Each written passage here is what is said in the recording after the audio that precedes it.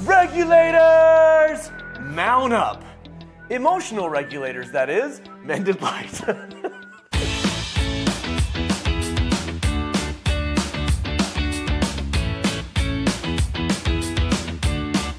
Alicia, you're passionate about emotional regulation. Oh yeah, Tell us all about it. All about it.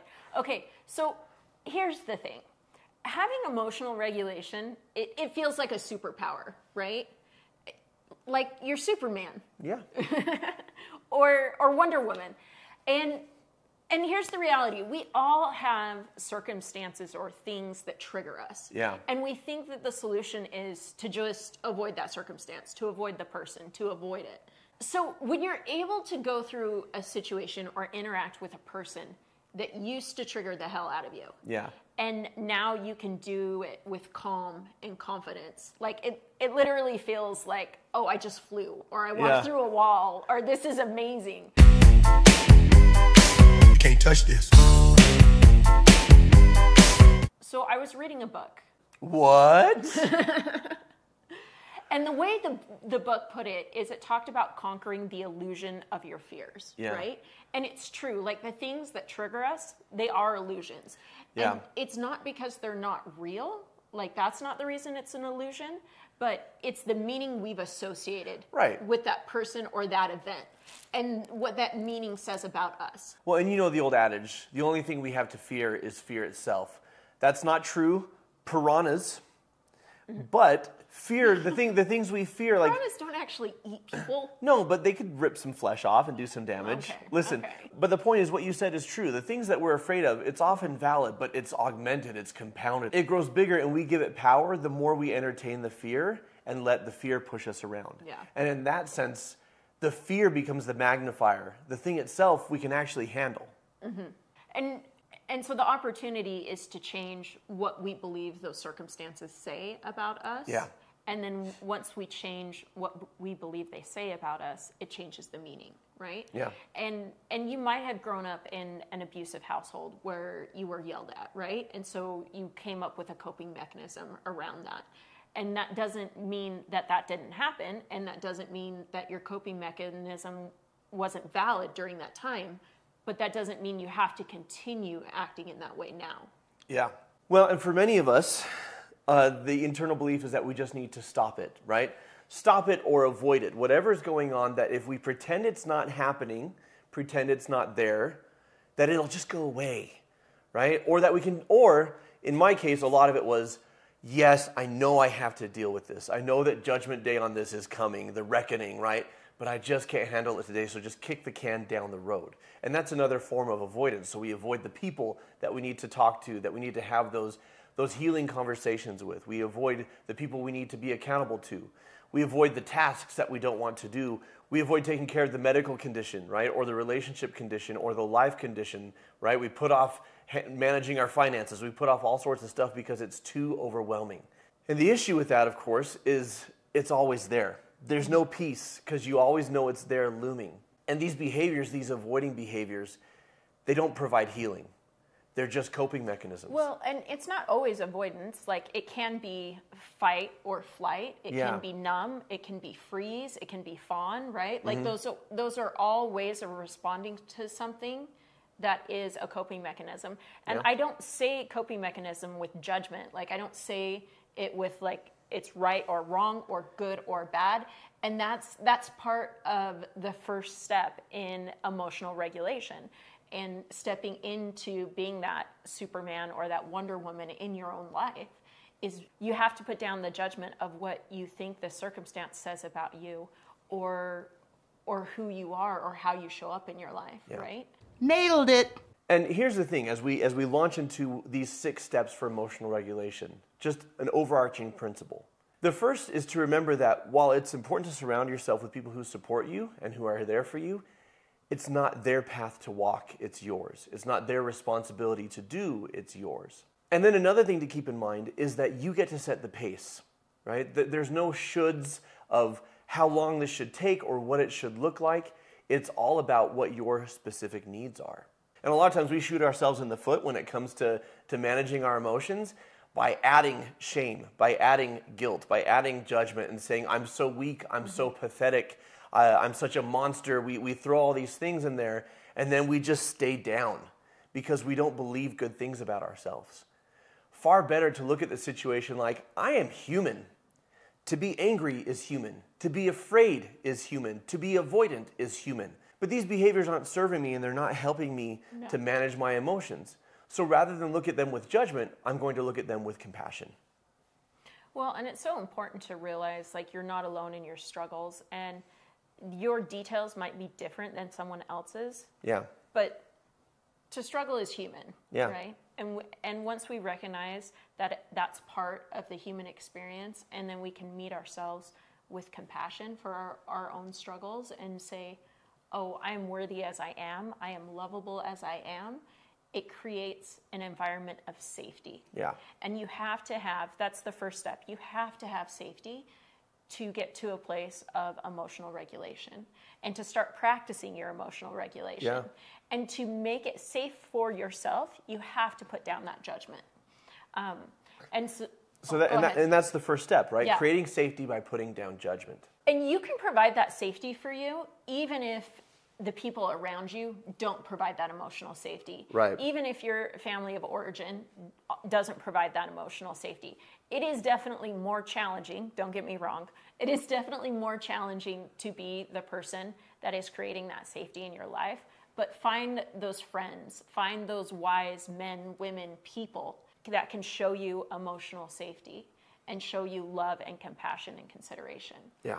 And then practice that in your own life.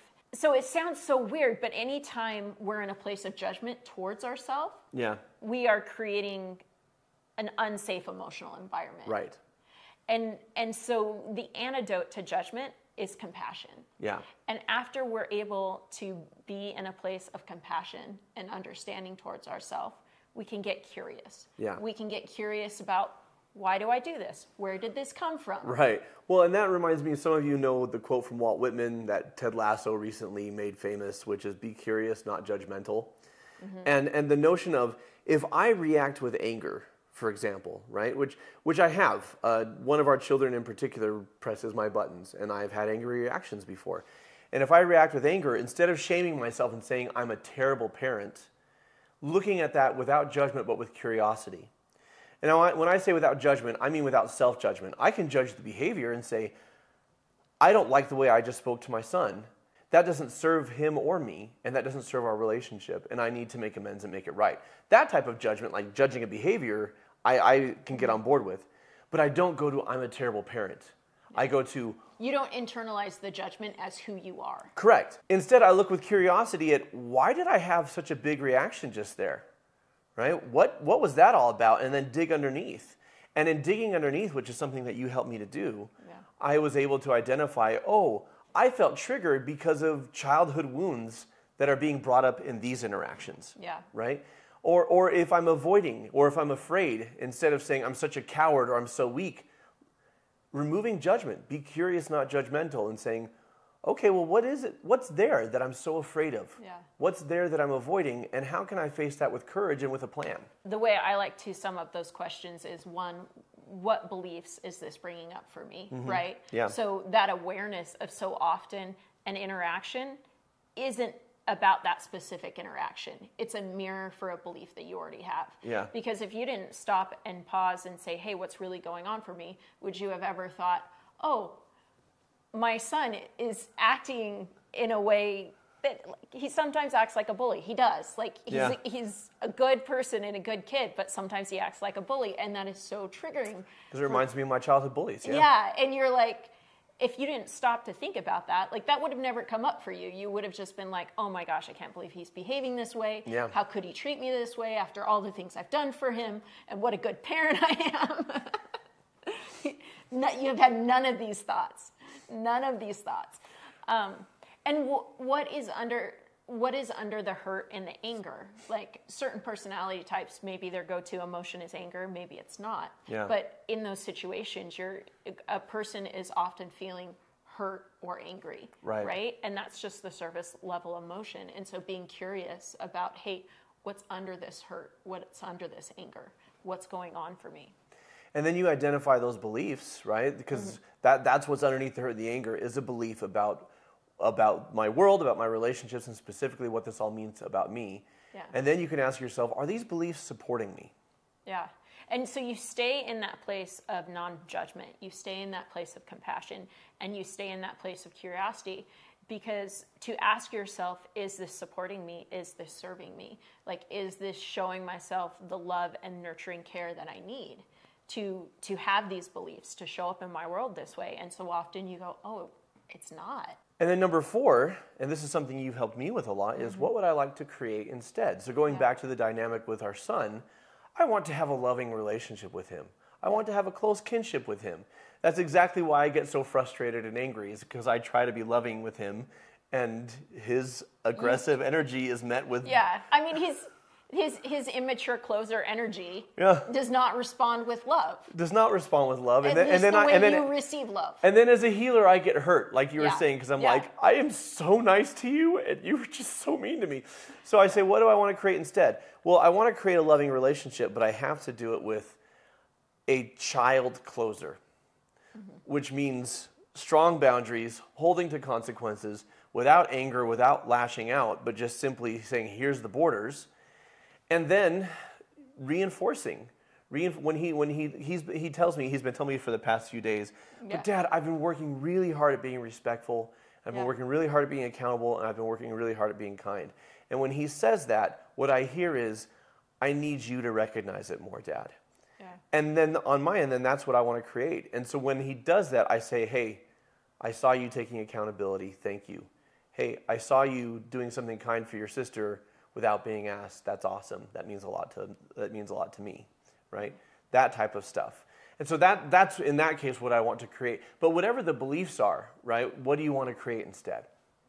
Well, and we do this in our innate healing program, walking through the step-by-step how of actually releasing those beliefs and replacing them. The point being, like, here's the interesting thing about relationships, right? Yeah. Like, sometimes people compare them to a road, right? Like keeping your side of the street clean.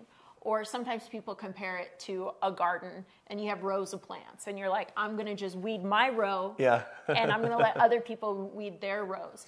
And this is the interesting dynamic that can create amazing, beautiful relationships, and this is the dynamic where it's like, okay, it just is what it is, and I just recognize that, is you get to choose who you want to be in the world and how you show up. Yeah. Right? And so talking about this dynamic with our son, you're like, okay, here's the parent I want to be. Here's how I want to show up. And I'm going to keep my side of the street clean, and I'm going to do my emotional work. And because I'm an adult and he's the child, and that's the relationship dynamic, I'm also going to set that example for him and teach him.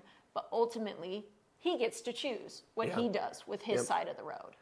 And that's such an important dynamic to realize, that we don't behave a certain way to get a certain result out of another person, because, man, agency is a thing, right? Well, and I like to say we treat others with respect, not because of who they are, but because of who we are. Right. And that respect doesn't mean, like, always being kind and always putting them first, right? Like, you have to decide what the boundaries are, what's safe. You know, that's why safety is number one. But it's important to realize, like, we get to choose who we are, and then the other people get to choose who they are in relationships. But other people's response doesn't control us. Right. And that is the power of emotional regulation. Word, regulators! Regulators! Mount up! The 5th step is releasing the incongruent belief and receiving true knowledge, which shifts the energy in your life. Yeah. So in this example, when our son would treat you this way, you would, subconsciously what was coming up for you was the emotional response you had when childhood bullies treated you that way. Yeah. Right? And so that's the incongruent belief of, like, oh, I'm not worthy. I'm meant to be teased. That's my purpose. Like, all these things. Yeah. And that happens for all of us. Like, I have hundreds of life experiences where I'm like, oh, this is emotionally tying back to every single experience I've ever had where I felt this way. Like, that is just human nature. That is human behavior. And the way you responded to it as a child kept you safe. Yeah. but now as an adult was keeping you stuck. Right. And so we have the neural pathways in our brain of how we respond to things, or how we've learned how to respond to things. Those neural pathways that our brain is used to running unconsciously, subconsciously, we could compare them to superhighways, right? Yeah. You get on them and you just go so fast and you don't even realize that it's happening. And when you're striving to change your emotional response, it is the difference between like a superhighway and a backcountry road. Like you can't drive very fast on a backcountry road. Not for long. And so changing the beliefs and the emotions around those experiences, it helps to more quickly change that superhighway, that's a thought pattern, that's a neural pathway, and to switch to another path that serves you, and to make that country road your new superhighway. Take me home, country road, to the place I belong. Country roads take me home to the place where I belong. Emotional regulation. The sixth and final step is to practice mindfulness. You've come all this way, you've removed judgment, you've identified, okay, what am I really thinking and believing here? What do I want to replace it with? And now it really comes down to doing that on repeat, because this is not a one and done situation. The thing about neural pathways is they're deeply entrenched because they've been used a lot of times. And in order to have a new way of thinking become the automatic way of thinking, you have to willfully make it happen over and over and over again until it doesn't take will anymore, right? Well, and changing the emotion around the behavior is like the seed of the behavior. Right. And that's the fastest way to change it. See, they're like ogres.